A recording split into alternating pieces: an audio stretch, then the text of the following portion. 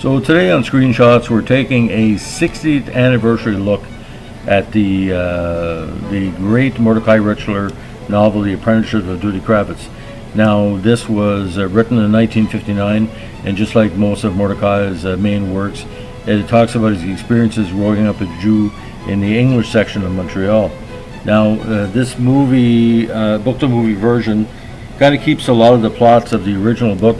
When it first came out, it was a sensation because Canada was still looking for its next great fiction writer, in this case semi-fiction, and he was the enfant terrible of the Canadian book industry because he had left Canada for a short while, started a new life for himself in Europe, and in many occasions he was forgotten about until he started publishing novels that were touching into, the post-war fabric of what it was like in Montreal.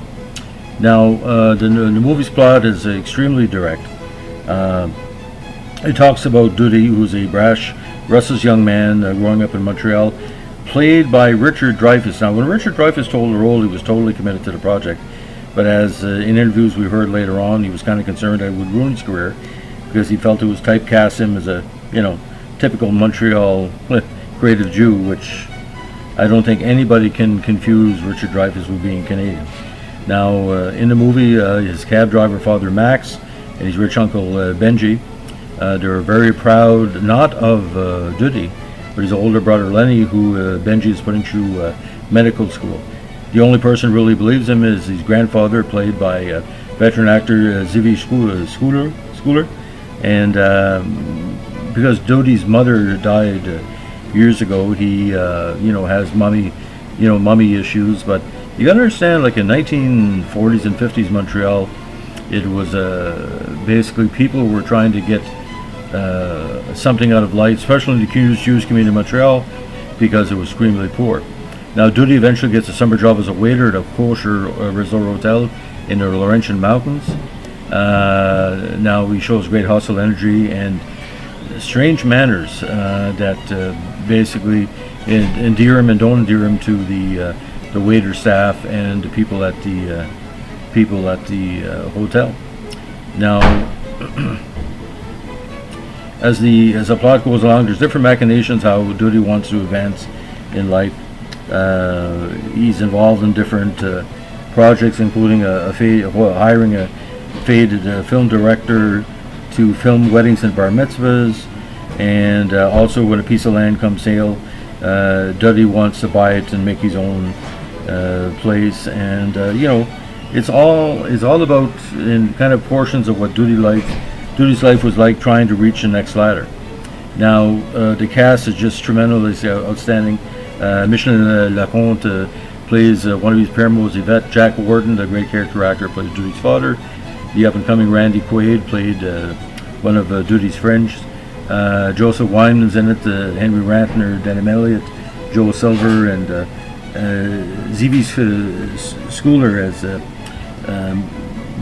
Duddy's grandfather. He's quite the character. He almost steals the show with these scenes with Duddy saying, land is everything. Land is everything. Now, in the period between shutting Duddy Kravitz and seeing the movie, Richard Dreyfuss was offered to turn down the role of Matt Hooper in Jaws. Now, having read the script, he said, I'm going to turn it down, but after he saw the final cut of Duddy, he felt that no one else was going to hire him anymore, so he took the role in Jaws because, he felt Duddy would kill his career because he wasn't really behind the project and promoting it.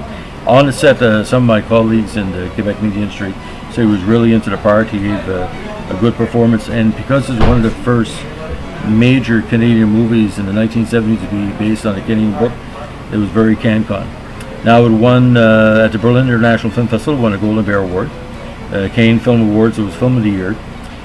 Writers Guild America, it won for Best Comedy Adapted from Another Medium, Mordecai Richler and Lionel Shelquin. And that duo also won the Academy Award for Best, nominated for the Academy Awards 1974 for Best Adapted Screenplay. And it was also nominated for Best Foreign Film at the Golden Globe. So the movie itself has had different versions through the years, re-releases of the book.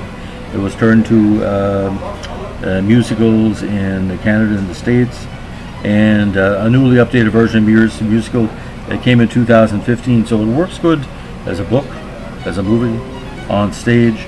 The only problem with Duddy Kravitz is just that Richard Dreyfuss tries to overact certain scenes, but certain scenes don't need overacting because the script by Mordecai Richler is so tight and so important to the aesthetic of Canada, the other side of the Two Solitudes by Hugh McLennan. Now, but if you're an American watching this movie for the first time, you might need a crib sheet. There's different shorthands with the Canadian, the Jewish aesthetic. The cinematography is a little bit fuzzy. It's of its time, 1974. It wasn't the highest budget. I've never seen a final budget for Duddy. It's got to be maybe in the $200,000 range, which is like comparable to $2 million now. So if you have a chance, TCM has it from time to time. There's various documentaries, but I did have an opportunity, or possible opportunity, to see Richard Dreyfuss in public at a celebrity event in the States, but due to reasons unknown, he canceled. So if I ever asked Richard Dreyfuss, what exactly was in your mind when you took the part, and why did you slag it afterwards, I don't think I'll have anything to say. Anybody that thinks a great movie can't be done by a great book by Mordecai Richler, Joshua Dennow, James Woods, Barney's Room, Giamatti, how many people can say he has 3 male muses that interpret these works? But see, maybe he was scared of the backlash from the Jewish press in the States, because a lot of people believe that Mordecai Richler was trying to steal their thunder, or the Jewish playwrights and writers. But the whole Mordecai Richler process, some books he did that took 5 to 10 years, basically a lot of revisions. There is some first edition Duddy Kravitz scripts out there that are offered at film schools for people to study. I would take a look at that, because it was very script to screen, as we like to say, very few Western efforts in the movie. So on this rainy and freezing rainy February 8th morning, we wish you a great afternoon, and keep your stick in the ice.